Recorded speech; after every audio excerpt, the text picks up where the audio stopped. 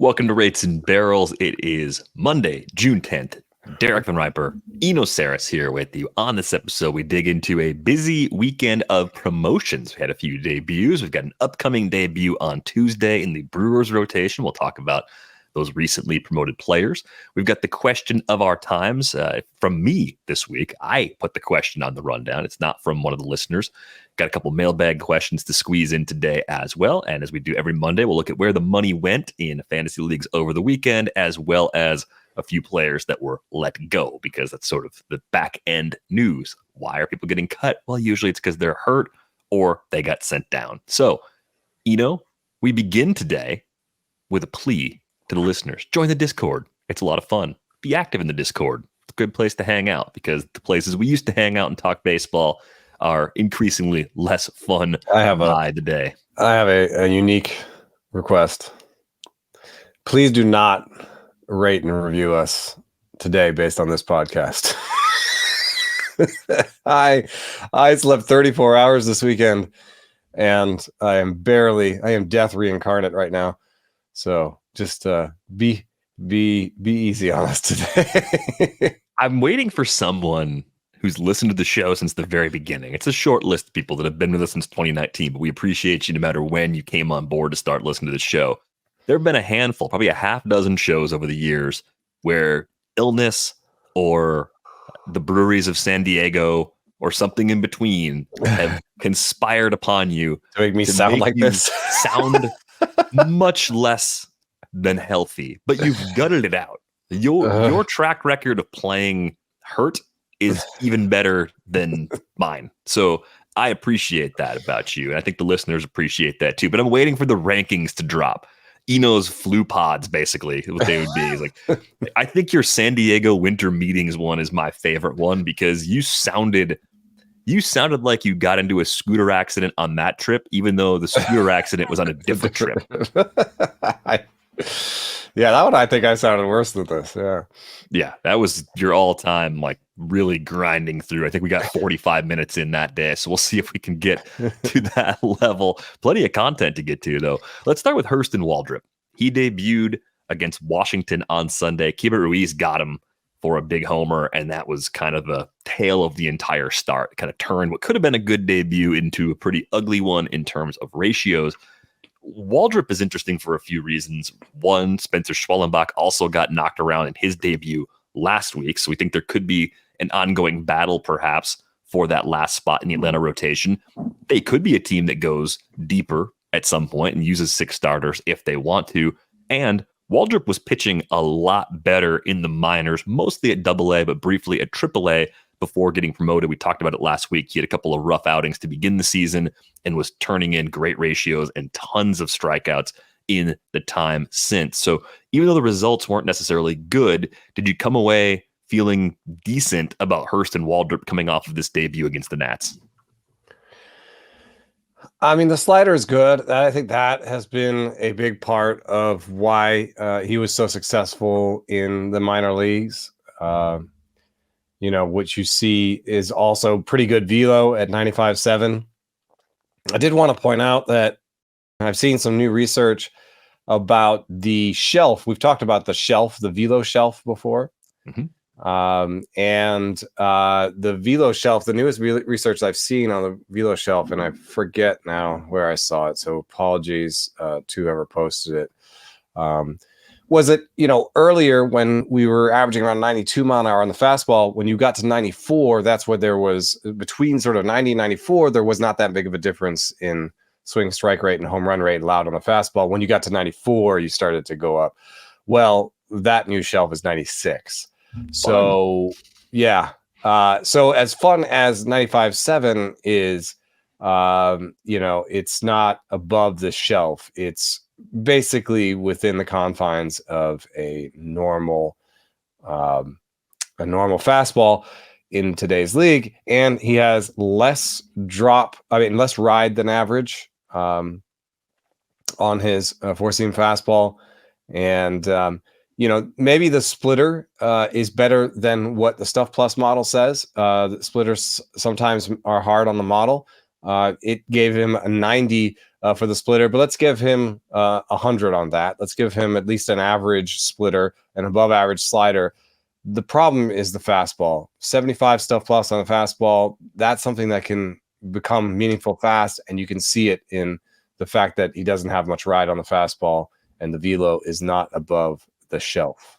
And I think that combination of traits is why there's been some concern that Waldrep might be a high leverage reliever in the long run. He might not make it as a starter.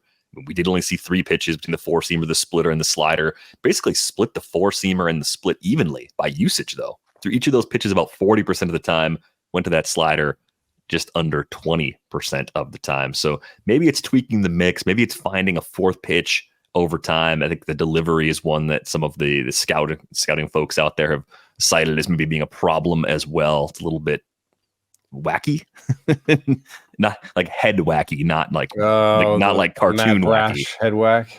Yeah, I think that was the description I saw on Waldrep before that raised some concerns. We've seen guys get away with some pretty unusual deliveries as long as the ball goes where it's supposed to go.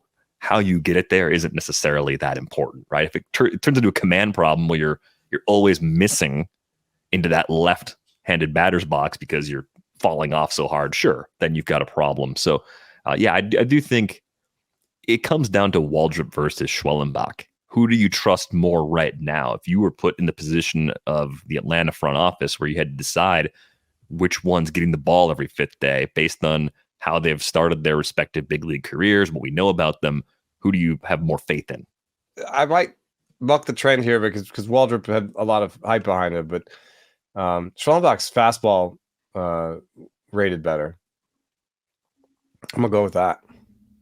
Taking the fastball foundation of the two, but curious to see how they manage this. In the biggest samples, Waldrop's numbers are not that impressive. If you look in the minor leagues, I mean, the biggest sample we have in one place is this year in Double-A with a 49 innings. The ERA looks good, but the WHIP 140, and then the strikeouts and walks is 22% and 7.9%. That's like league average. So I'm not sure that anything really leaps off the page except for a slider. With Schwellenbach, there's also, I think, a wider arsenal that he could figure out. So that's where I'm going. A few more ways to make the adjustments quickly. There's a world where someone gets hurt in that rotation, and both of them have spots at some point in the upcoming second half or some point in this season. Let's move on from the Waldrep debut.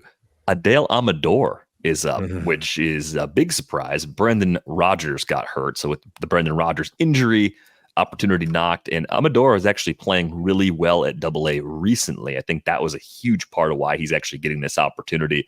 Last 14 games at Double-A, hitting .305 with a .391 OBP, 7 homers, 7 for 7 as a base stealer. He's a switch hitter. He controls the zone really well. If you consider age to level and look at what he did, at high A and single A last year, this is a player we'd be really excited about. Low strikeout rates, good idea of the strike zone, some power, some speed, and hey, gets to play half his games in Colorado.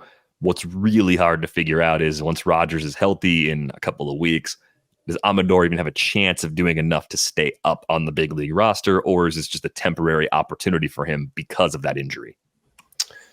Yeah, and there's also a question of, there's a interesting prospect discussion right now. This Justin Crawford hit the ball on the ground a lot, but hit it hard. I can't tell if that's what Amador has done because we don't really have batted ball velos down there. But what I can tell is he's hit the ball on the ground a lot and pulled it. And so our own Keith Law had Crawford rated pretty well. Because he hit the ball hard, because of what he saw when he was scouting him, and what we've seen this year for Justin Crawford is, after 80% and 70% ground ball rates, Crawford has got it to 59.5, and that's like a step in the right direction. I still wonder if he can ever get it to a point where he'd be a big leaguer, because I don't think anybody really hits 60% of balls on the ground. Amador is coming from the sort of a 50% rate, but he's also pulling at a 50% rate.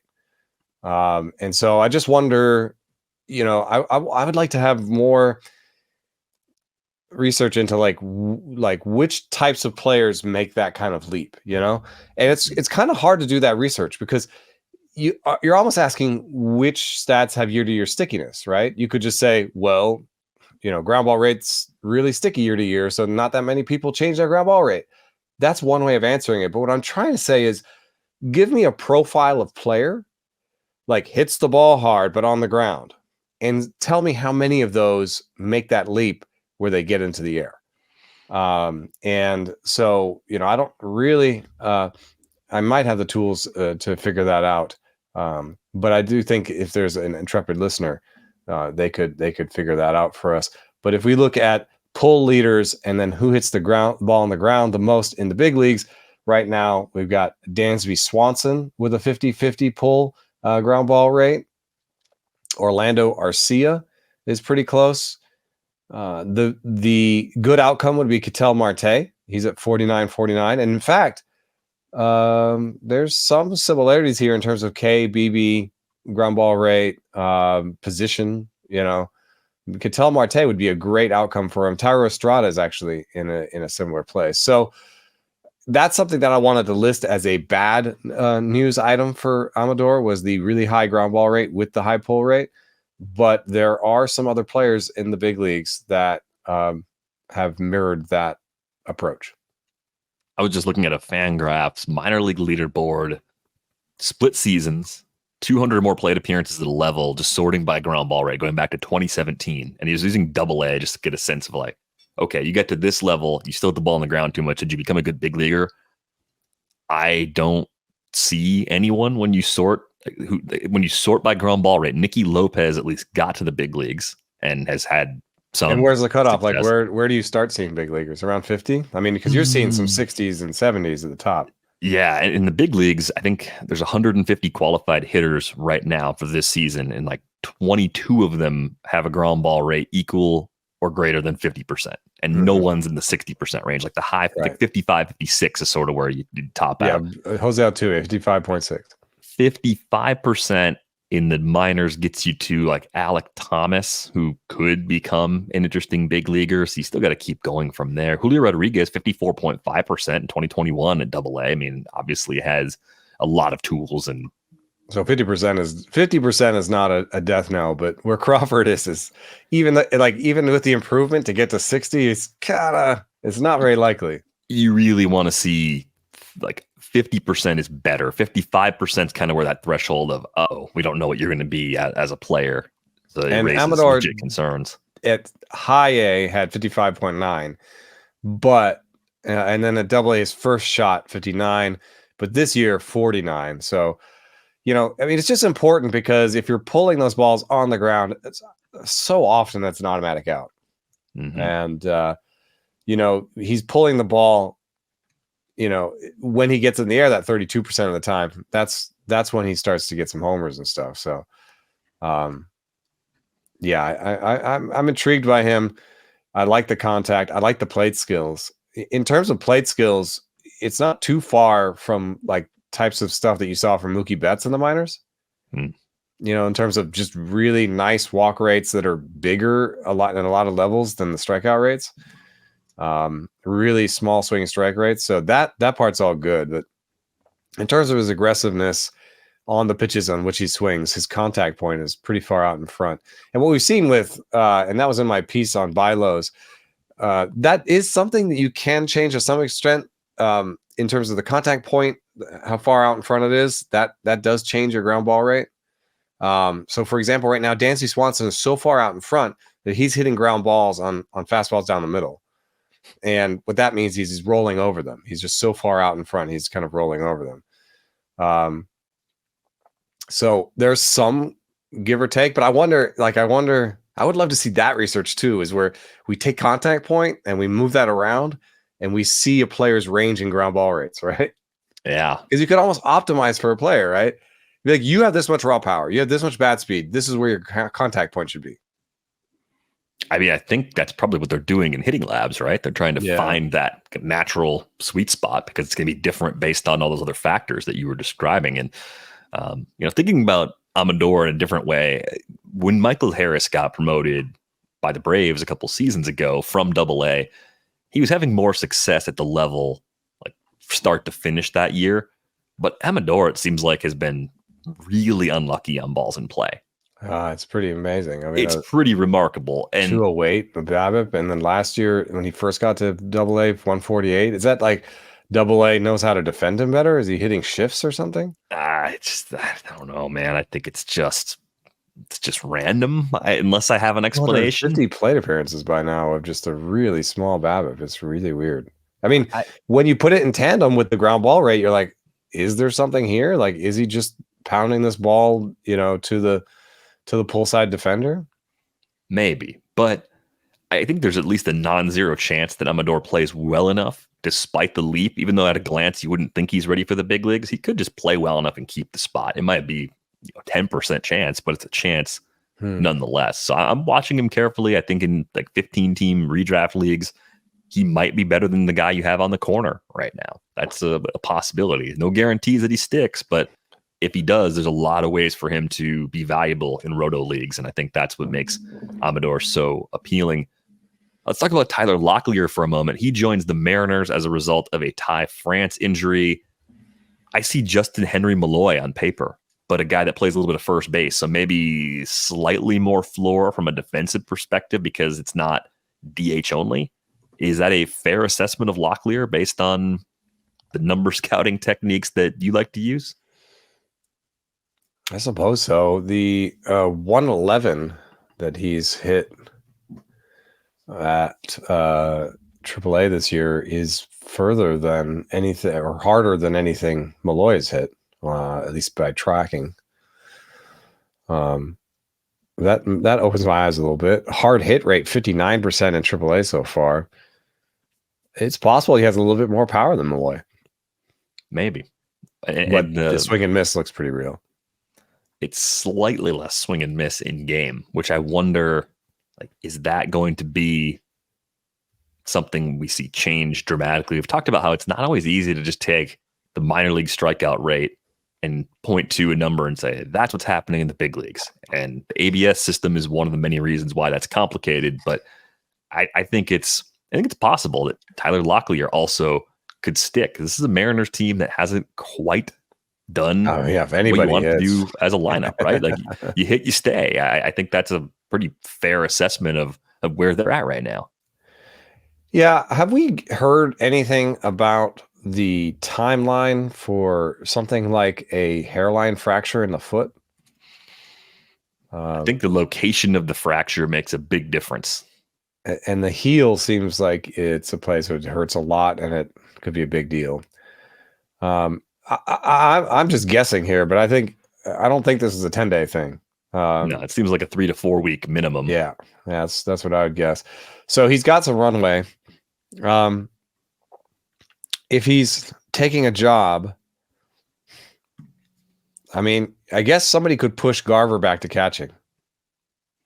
Yeah, you'd end up just playing Garver less, which is a little weird because of the money they gave him. But at the same time, if he's not hitting and you need that production, you're going to do what you have to do. Hey, dude, is Garver just doing the every other year thing? It's so weird. I think he's doing it's hard to hit in Seattle as a righty thing. Yeah, I mean, every other year things don't exist. That's just fantasy, but it's so weird. He went from 155 to 43 WRC plus to 139 to 98 to 138 to 89.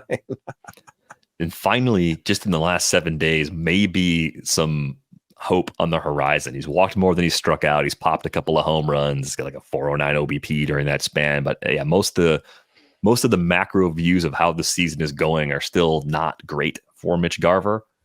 I do think the question would be, like, would they ever play Locklear in the outfield? And usually the only way you can figure that out is taking a quick look and seeing if they do it. I think he's got third base listed as a position from his time in the minors, played 23 games there, played more there in college. So that seems a little far-fetched as far as a place they'd play him often. But at the same time, like, Josh Rojas isn't necessarily entrenched. We've talked about Dylan Moore as a guy that moves all over. It's nice to see him playing a little extra. So yeah, I mean, know. with Dominic Canzone and Mitch Haniger in one of the corners, I think and then Garver at DH, I think there is a little bit of runway for him.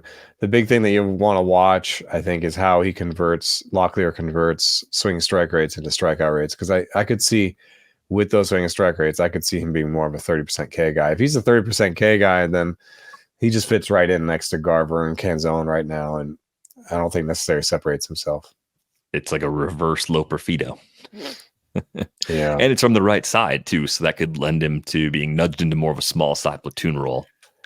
I would say his chances of sticking are maybe slightly higher than Amador, just because he's coming off of better numbers. The team is desperate for offense. He's got more of a runway. I think, with Brendan Rodgers, it's like a hamstring, right? Yeah, it's a hamstring. So if I give Amador sort of like a 10 to 15% chance, I give Locklear like a 20 to 25% chance of sticking. Got one more upcoming debut to get to. This one is going to happen Tuesday. At least it's expected to happen Tuesday. Carlos F. Rodriguez. Important to note the middle initial because Carlos D. Rodriguez is also in the Brewers organization. Carlos F. Rodriguez, a starting pitcher who is actually, I think, co-pitcher of the year in the minors for the Brewers, along with Robert Gasser, who unfortunately is getting another opinion on his arm, seems to have some kind of UCL weakness, as it's been described. It looks like it could be a long absence for him. Carlos Rodriguez does not have like front of the rotation stuff, but man, the Brewers seem to have a type. We're talking about a guy with 6 pitches, 3 different fastballs. The 4-seamer seems to be the one that's the most vulnerable, but he can sink it, he can cut it. He's got some breaking stuff that's not bad. It seems like he's got a pretty good idea of how to use it. Look at the results at Double A in 2023. 152 Ks in 123 and 2/3 innings, a sub-3 ERA, a 110 whip. After a little bit of a bumpy start at AAA this year, he's reeled off a really impressive stretch there too, kind of going back to May 4th, looking like someone that's deserved a promotion. 40-9 strikeout to walk in 35 innings, sub-3 ERA, nice low whip. So kind of fits more to me, like from a how does he do it perspective, into the Colin Ray, Tobias Myers mold than a future Freddy Peralta type where you're looking at him as a 30+% strikeout rate guy. But man, the Brewers just keep finding a way to get by with a boatload of pitching injuries. This is happening because Ross, Gasser, Junis, and DL Hall are all on the IL right now. Yeah, I think when I see Rodriguez, one thing that the Braves starters did not have that Rodriguez does have, they do share maybe a lack of fastball quality between the three of them. I mean, Waldrep and Rodriguez. Schwambach had a good 4-seam, but the thing that Waldrep and Schwambach don't have is multiple fastballs. And I don't want to steal from a piece I'm working on with Jason Stark this week, but multiple fastballs is kind of a big deal. And the league has caught on to that. And the Brewers, as usual, are probably out in front of that. One of the things you see with Rodriguez is he threw not equal amounts, but really close to equal amounts, 4-seamers, cutters, and sinkers. And, given that none of them is an above 100 stuff plus pitch, you could say, well, it's just a kitchen sink. But there's something about kitchen sink where you have 3 hard pitches. One thing you can do, and there's a piece by Robert Orr on Baseball Prospectus about this from Friday, which is you can just avoid throwing the wrong type of fastball to the wrong handedness at any time. So he can at least go 4-seam cutter to lefties, and you can go cutter sinker to righties. So you neutralize the platoon angle a little bit, and that probably makes those fastballs play up in terms of stuff plus. But then on top of that, you just never can get comfortable sitting against him, trying to pick a shape. I talked to Mitch Haniger about this, and he said, I don't really put the same swing on a 4-seamer and a sinker. And so and I think this is a little bit what's going on with Julio Rodriguez, is they're playing inside, low and inside with him. They're throwing him both 4-seamers and sinkers. And you put the 4-seam swing on the sinker, low and inside, you just pound that in the ground. You put the sinker swing on the four seam low and inside, and you just hit a pop up. I think It's almost as if there are ways for or maybe I got that pitchers to change some of the outcomes on batted balls, like completely like the old dips theory. The more you see this type of approach work, the more you realize, there's a way to be better than the sum of your parts because you have a way of making these things interact correctly. Yeah. And I think interaction effects are something that probably the teams are a little bit ahead of than us on the outside, because I've tried to put this into the model in different ways. I've talked about this, but it's kind of hard to do that.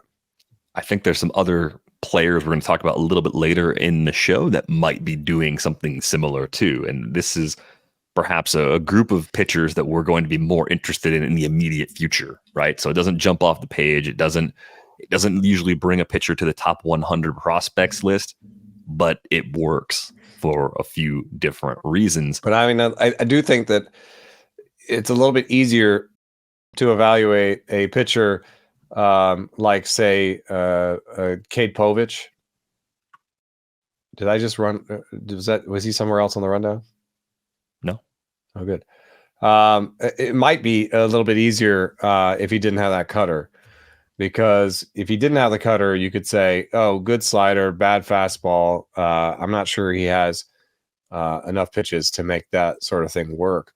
But the cutter was a 125 stuff plus, and the fastball was a 75. He threw 16% cutters and 49% fastballs. What if he plays with that ratio? What we've seen in the minor leagues was, weirdly, he threw fewer four seams in the minor leagues. I don't know why he would come up to the big leagues throwing 92 and throw 49% fastballs, unless he just didn't make it far enough into the game. I don't know. I'm out on Povich for now, but if you see a change in his cutter percentage, that might change. Yes, yeah. I think the tricky thing about someone like Povich, the matchup's tough this week, so that doesn't help. But you almost have to take the chance in deeper leagues, at least, keeper leagues, dynasty leagues, auto new.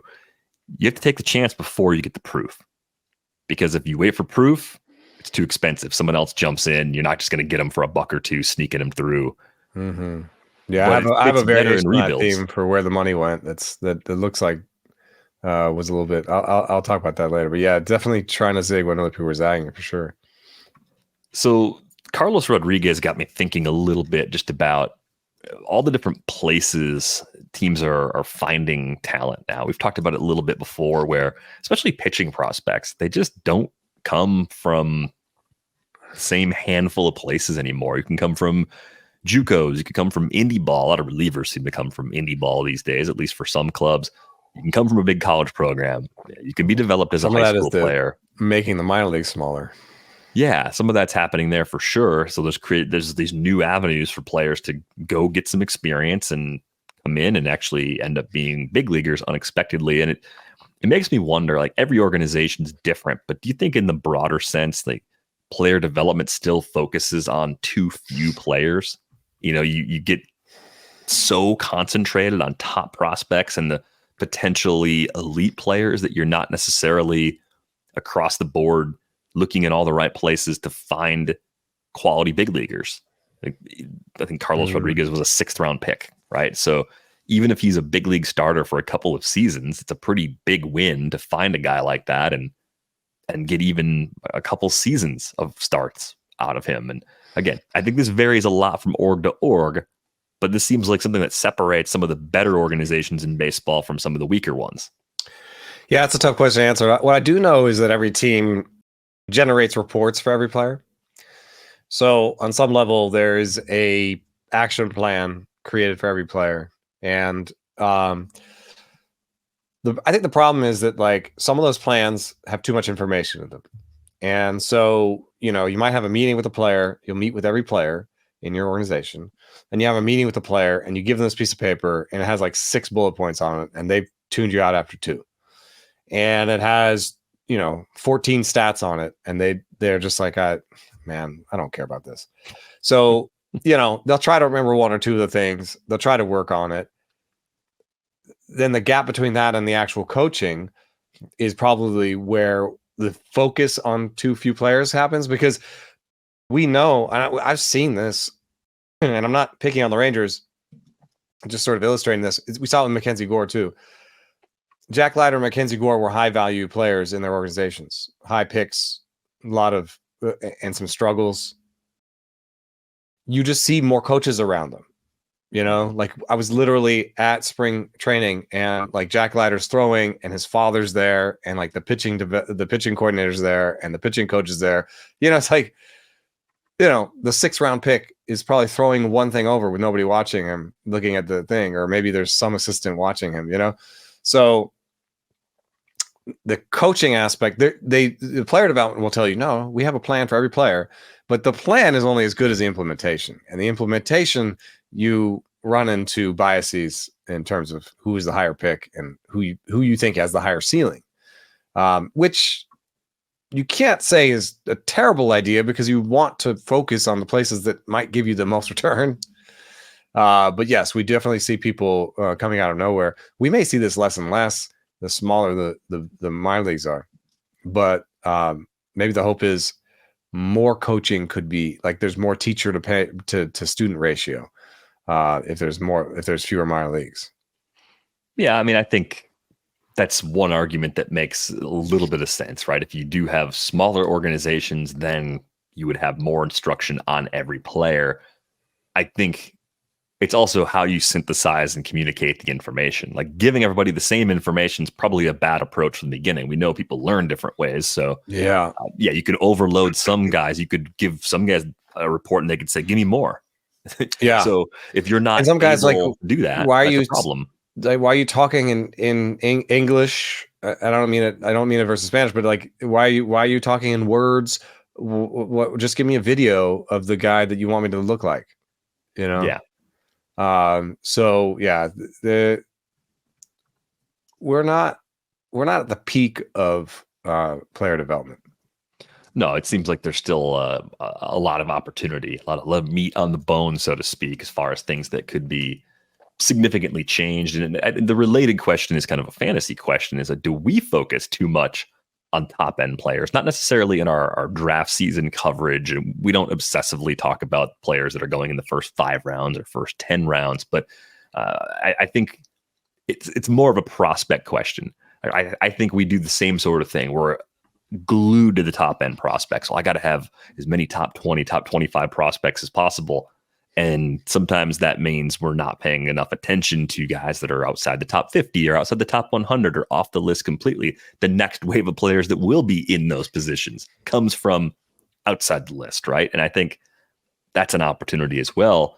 But even like think about where the best pitchers in baseball right now, where they've come from. Looking at an ADP report from the end of this draft season, Spencer Strider was a 4th rounder out of Clemson, right? That wasn't an obvious, this guy's going to be the best pitcher in baseball or the first fantasy pick off the board in a few years. I know that was the COVID year, but I would say flip over to the batting side. I mean, I think the pitching side is all over the place.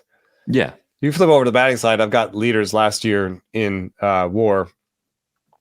I think we saw Ronald Acuna Jr. coming, or not. Some people saw it earlier. I'm not going to say I was the first on. I'm just saying he was a top prospect. Right. Freddie Freeman's been around so long, I don't even remember. He was a first rounder. Yeah, okay. Mookie was one of these special, Carson Sestouli, fringe 5 prospects that kind of jumped up on us. I think Matt Olson was a top prospect. Shohei Ohtani, sort of outside of that sphere. I think Corey Seager was a top prospect. Juan Soto kind of came up so quickly through the minors that he missed some lists. Right. We didn't get any sort of prospect fatigue on Juan Soto because he moved so fast. Even Yordan Alvarez, to some extent, it was like that. I mean, even though he was traded by one smart organization to another in a very strange trade, he sort of came on fast. Yeah, I do think Simeon is the closest you have to like. I mean, he's not. What was his draft pick? I don't remember.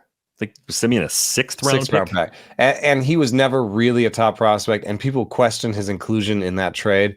I think Simeon is probably the closest to your like pop-up starting pitcher that wasn't on people's radars, but was the 8th best player last year. Behind him, you have Bobby Witt Jr., William Contreras, Julio Rodriguez, Adley Rutschman, Francisco Lindor, Corbin Carroll, Austin Riley, and then the Andy Diaz, Kyle Tucker, Robert, J.P. Crawford, Gunnar Henderson. I mean, we're talking of the 20, 17 were top prospects. Yeah.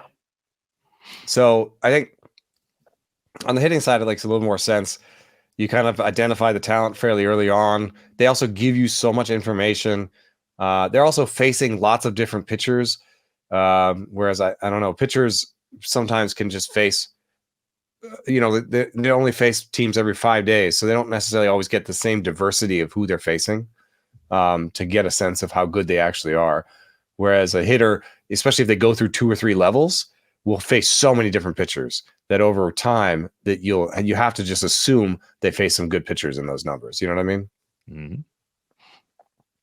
Yeah. So I think it makes a lot of sense on the hitting side, but they're trying to figure things out on the pitching side. We'll see. From us, I just always want to get the stuff numbers. I just want to get the like movement numbers. I want to see what they're doing before I can buy all the way in, because I also do that going into this season. Some people in the Orioles organization had Justin Armbruster ahead of Cade Povich, and Armbruster just really couldn't command the ball. And I think that was part of why Povich jumped ahead of him. But in the public sphere, a lot of people had Povich ahead of Armbruster and didn't really consider Armbruster as part of it. Knowing that the Orioles kind of had Armbruster ahead made me a little bit worried about, so what do they see in Povich that they're kind of slow walking him? And I would say generally the pitchers that we're getting now are more pitchers that we're getting out of need than desire. Is that a correct thing to say? Does that feel about right? This time of year, you mean? Just the guys that are getting promoted? Yeah. Yeah, because you were chosen for your arsenal at the beginning of the season. If you had the winter. Yeah, if you were chosen, you were beginning of the season or 2 weeks in. Like that's the ones they really wanted in their rotation. Now it's like, hey, we need you, kid. Or in the case of someone like Waldrep, maybe you had something you clearly need to work on. Mm-hmm. But, with another season or half season, you could become that kind of pitcher. That's entirely possible as well. But yeah, I think it's more need-based right now. And I think we're in that cluster, that second wave of call-ups, right? The guys that teams didn't expect to be Rookie of the Year candidates. These are the guys that get called up now because reinforcements are necessary, and these options are slightly better than the veterans that are in the organization, the guys that are 26, 27, 28. Or they're just hurt. The guys are hurt, and they're coming out for Bueller hurt. I feel like these are fab killers. I'd see it a little differently. I think they can be kind of good if you're opportunistic. I think they cost less than top prospects if they struggle initially. The problem is there's this perfect tension between struggling enough to remain affordable, but struggling too much to losing the job. That's where it's a fine line to walk, and it's very schedule dependent. And I mean, I think a lot of these guys are basically streamers. If you want to pay streamer prices, then hey, I'm on board. But I'm seeing bigger numbers. It's interesting that Waldrep, because of when he debuted, wasn't available in some leagues that ran fab over the weekend. In leagues where he was available, I think he came up a little cheaper because of how that debut went down. If he comes through with 5 scoreless and 7 Ks, I think you pay a premium. I think you pay like double. I got him for 11% of my budget in a league where I was looking for one more pitcher. I know it's risky. I've got the money. It's fine. Mm-hmm. But I think how much did you pay? First, it was like 111 out of 1,000. Ooh, spicy. So it wasn't like a massive hammer bid. I remember the year George Kirby came up in Top Wars, it was over 20% to go get him, and it wasn't. Yeah, I paid just because of that. I paid two. I think I paid 2 something for Taj Bradley when he came up. Yeah, like the top end prospects cost that was much. A fab killer. Yeah, and I didn't think it would be. I thought Taj Bradley was a great call when he came up. So I don't know. Did you see that he might have fixed his tipping? Well, that's wonderful. We talked about this, right? Whichever may. Wait, that he fixed it? No, that he had it. Remember? Yeah, we talked about that he had it. I didn't know that he fixed it. So he has the glove in front of his face when we were Mhm. looking at it. He's doing it here now. Mm. So maybe people were seeing things through the fingers of the gloves, or maybe he was fanning the glove or something, but he's doing something differently now. Just he the had a good shape start. of the location. Yeah. He had a good start. 7 strikeouts, 1 walk, 1 earned. So I'm back on the Taj Bradley train, baby. You're back in. Sierra still loves him. 325 Sierra against that 5.17 ERA, 118 whip so far, over a strikeout per inning. I mean, look, how many pitchers do you have that come up for their first 100 or so innings, striking out 28% of the batters they face as starters? It's a short list. So you have to take chances on guys like this before it happens, because if he reels off a stretch of 7 or 8 starts, kind of like the Grayson Rodriguez second half, which was even bigger, it will cost you a fortune to try and trade for Taj Bradley. It'll become a bad idea because you'll be overpaying again. So I think we're living right in that sweet spot right now where he's firmly on that list of players you'd be trading for on the pitching front if you're trying to win next year and you need someone that could leap up to be more of an SP2 or an SP3. There's still room. There's still time for Taj Bradley to put that together. We had a question in our mailbag from Jeff Good, Low Guppy in the Discord. Freddy Peralta's poor starts and connecting them to anything in particular, because as Jeff pointed out, he's had a few against seemingly ordinary opponents, the most recent one being the Tigers over the weekend. And someone chimed in right away and said, it's velo. And I looked at the chart to see, like, what happens when Freddy Peralta's velocity on his fastball dips? Generally, he gets hit, which is true of most pitchers, right? But he had, on his most recent start Saturday, had his lowest average four-seam velocity the entire season. He was at 92.9, and it was one of his worst starts of the year. Previous, close bad start against Houston a few weeks ago on May 17th, second worst fastball velocity. So I think there's a pretty strong link between your velocity and what happens to you. And we know guys fluctuate. Even without injuries, there's a little bit of fluctuation. Yeah, I guess the good news for him is that the 93.3 against Houston was followed up by 94.8. Yeah, for the season, he's still holding velocity similar to what he had in 2023. It's pretty rare, though, dude. Like, usually when you see a 92.9 from a guy who averages 95, you're like, I know what's coming next on the newswire. Have you ever looked at the game-by-game extension numbers on Savant?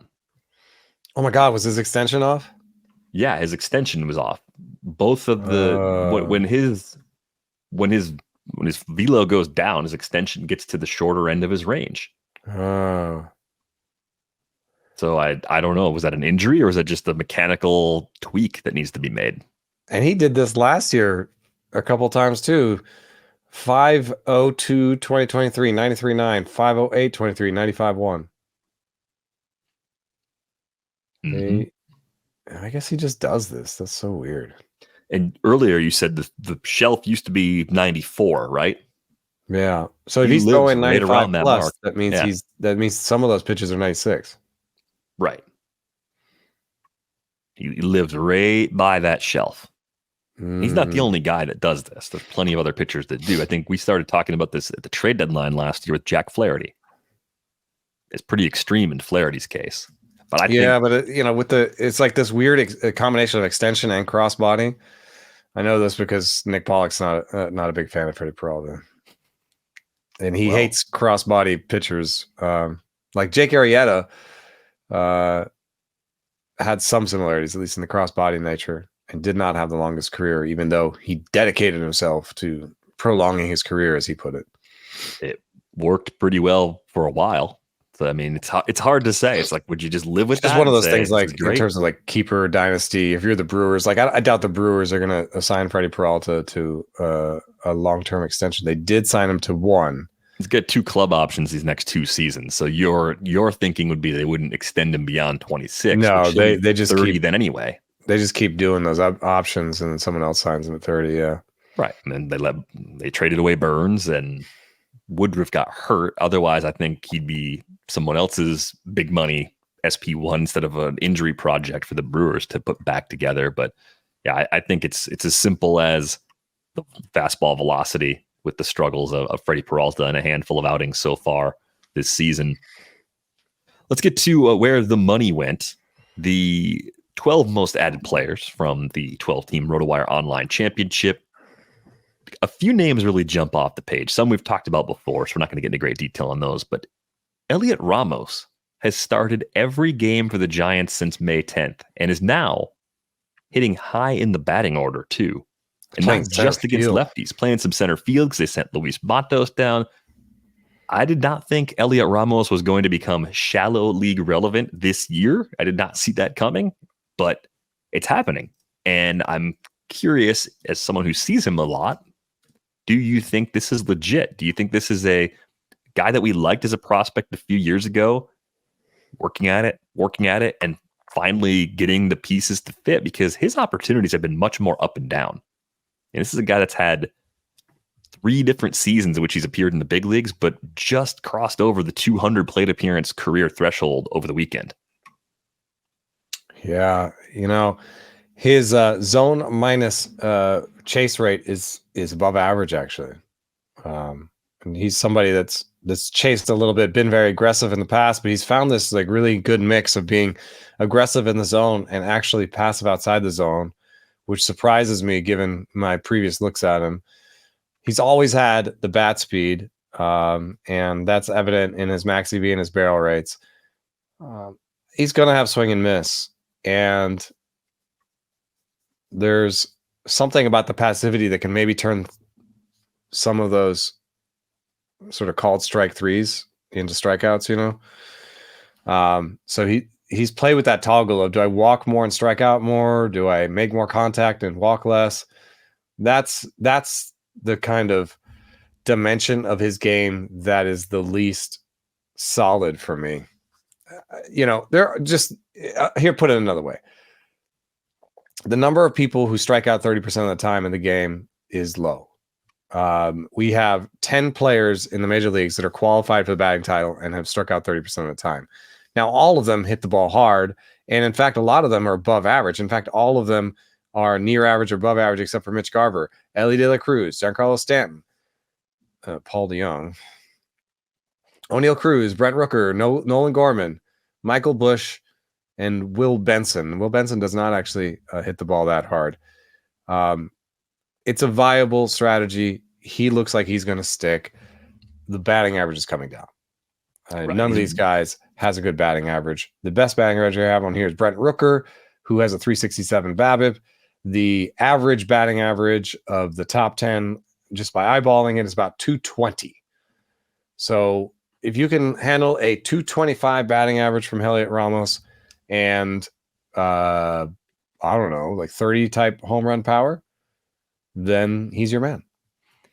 So he's playing center field, which is a bit of a surprise, but we have seen him steal some bases in the minors. Not a ton, but I think he could run a little to go along with some power. If it's a 240 average, passable OBP, everyday playing time, I think that actually works, at least in weeks where they've got a full schedule. I don't know if Ramos is staying on the rosters that picked him up this weekend in 12-team leagues. He seems more like an on-the-roster, off-the-roster kind of player for me. But living in that space where he's like above average at home, where it's like harder for him to hit homers.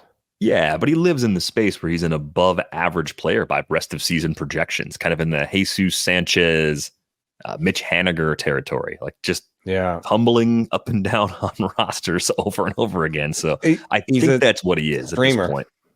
Yeah. I mean, in 15-teamers, streamer you want on your bench, you put like in 12-teamers, I think definitely a streamer where you kind of look at the schedule. Another place where he's a better fit than streaming is if you've decided upon batting average, because some of his projections have a 231 and some have a 250. So there's a little disagreement there, but you'd be a lot safer if you didn't care about his batting average. Yeah, if you're not that worried about losing some points in that category, I think he's a better fit on a roster like that.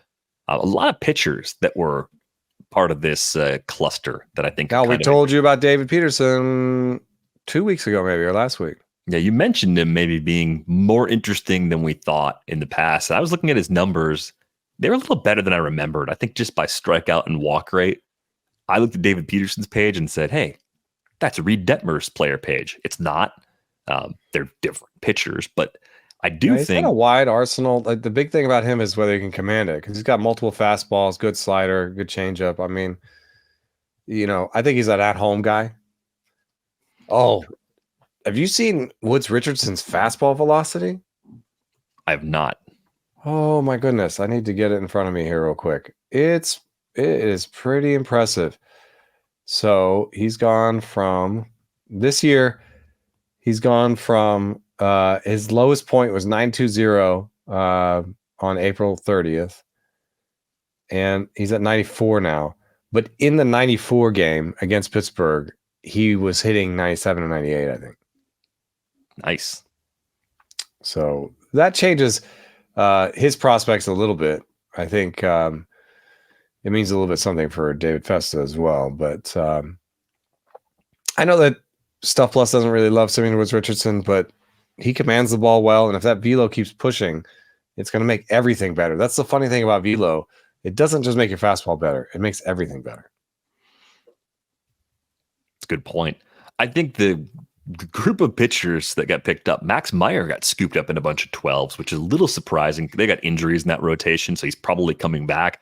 What's amazing is I thought it was like malpractice when they sent him down early in the season. Hasn't proven to be that at all. 6.75 ERA, 168 WHIP in AAA. So his chances of sticking are going to hinge on him being a lot better than he was at AAA. You look at Meyer, who has easily the best stuff numbers of everybody in this group against guys like Jake Irvin, Woods Richardson, David Peterson, and JP Sears. Everybody else seems to have more job security. And the guy we haven't mentioned probably all season is Jake Irvin. 2 of his last 3 starts have been against Atlanta.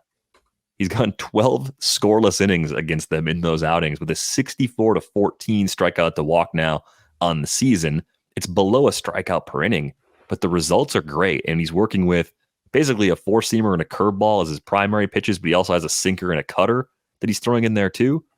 I know that those ratios, the 312 and the 103, are nothing you or I would expect from him going forward. But what did we miss with Jake Irvin? Why is it working so well for him? 3 fastballs. That's the secret. Seems like there's a little trend here. Yeah, I do think. I mean, first of all, it's hard. It's hard for the stuff model to decide, how to define the pitcher if they have 3 fastballs, and he truly is a 3 fastball. Plus the platoon aspect that I mentioned. No, I think Irvin is decent. I wanted to add a note about Meyer real quick.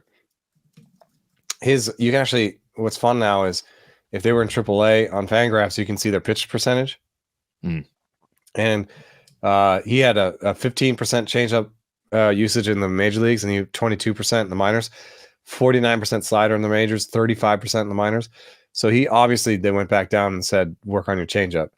And so I think that has a lot to do with why his numbers look the way they did.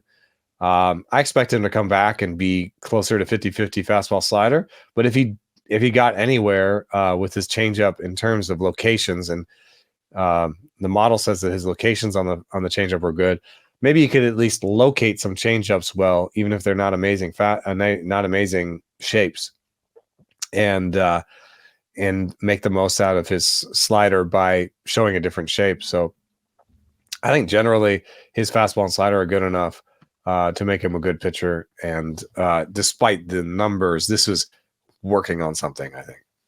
Yeah, I think that's an important bit of context to put behind the Max Meyer struggles. And given all the injuries, maybe he pitches well enough to actually stick for good this time around.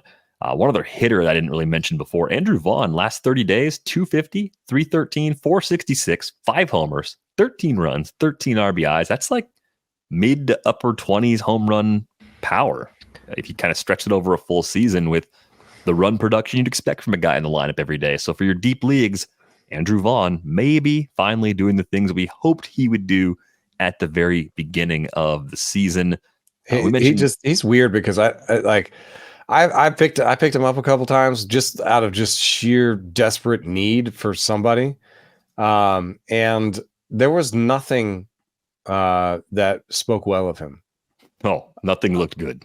Nothing looked good. And, to this date, he still doesn't pull the ball enough for me. But what you can see in his rolling graphs is he's really changed his fly ball rate. He's at least putting the ball in the air more now, and that's allowing him to sometimes hit homers. I mean, he was really not hitting homers.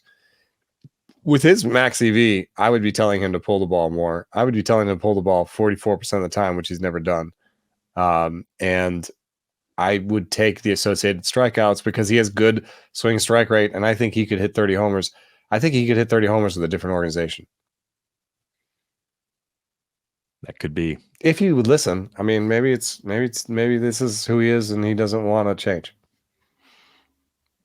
I wish I knew more for sure on that, because that would give me a better guide for keeper and dynasty leagues to say, hey, maybe this will be better in 2025. Yeah, maybe someone will go out and get him and unlock everything we liked about him going back to his I wanted to what I did in my leagues was my main event. Am I boasting or anyway? I'm excited about this. This was my results in my main event. Masataka Yoshida, 43-32 for Ty France. Lost Ty France, sorry. But Yoshida is going on rehab. So this is like, if he was back in the big leagues, I think it cost much more than 43. So I think this was good timing. Eloy Jimenez, 31-15. That's riskier because he could come back and then go back down, but he's on his way back. Harrison Bader, 20-10. Bader is just a decent player, and we had a need. And I think that what I've seen just with my eyes is perhaps hitting, a little bit more fly balls, a little bit more power. It hasn't turned into home runs yet, but he's always had that as a skill set. And then Jack Sawinski has a great schedule this week. Not a lot of lefties. So I'm hoping he stays up for the whole week. So I took him as a streamer. The reason I bring this up also is because we dropped Chas McCormick, which is one of those few not injured drops. You can see that he played Saturday and Sunday, but they played lefties. So we just didn't have enough information about how he would play. It almost seems like Trey Cabbage has moved ahead of him, which is bad because if Tucker comes back, that might make Chas like a fifth outfielder. Yeah, they played Cabbage in right field Wednesday and Friday last week, and those were against right-handed starters, and they played Mauricio Dubon in post right Tucker field. Injury, right? Like Tucker was injured those games. Yeah, Tucker's been out since Monday. I think it was the last time he was in the starting lineup. That's when we were like, oh God, I guess it's time to move on. That Tucker injury could be the thing that leaves the door open for McCormick in a part-time role to claw his way back. But yes, he is shaped up to be one of the biggest disappointments for me this year, because I thought he was a slam dunk great value in the middle rounds where he was going, and just has not worked out that way. Real quick before we sign off, just a quick look at the players that were dropped in a lot of places. I think it was mostly injured and option players, because it was like Robert Gasser, who's going to be down for a while, regardless of what the third opinion says. France, who you dropped. Luis Matos, who got optioned. Ryan Weathers picked up a left index finger strain, kind of a bummer for him as someone who's having a breakout year. And Trevor Williams, also pitching really well in that Nats rotation, went down with a right flexor strain, so that could be a lengthy absence. Christian Javier has Tommy John. That's an easy cut for a lot of people. It's really disappointing. But Tommy Pham was a surprising drop for me in 12s. I guess it's because you just need guys that can play, and sometimes you can't wait a week. It sounds like he could be back relatively quickly from that ankle injury, and he was playing pretty well before he went on the IL. So I imagine we'll be talking about Tommy Pham as a where the money went guy soon enough, getting back onto rosters. Yeah, interesting that maybe some of the bat speed has dropped because his max EV is not there. And he was even commenting on Twitter the other day about, why when he does make solid contact, it's not going as far. So he's onto it. Yeah. Well, maybe the new baseballs that come out in June. It's a joke. Yeah, more on that soon. Yeah. If I can get out of bed. Well, you got out of bed long enough to get an hour-long show done today. So I appreciate that, because finding a last-minute sub is never fun. And I think it's better when you and I are here, ideally. But on that note, just a reminder, you can get a subscription to The Athletic. Check out Eno's Buy Low piece, theathletic.com/rates and barrels. Lots of other great content. We got some stuff we're going to talk about with Britt. The annual player survey came out today, so we'll talk a lot about those results on our Tuesday episode. Hopefully Eno will be there. We'll see if he continues to recover or not. That's up in the air at this point. On Twitter, Send him well wishes at Eno Saris. Find me at Derek Van Riper. You can find the pod at Rates and Barrels. That's going to do it for this episode of Rates and Barrels. We're back with you on Tuesday. Thanks for listening.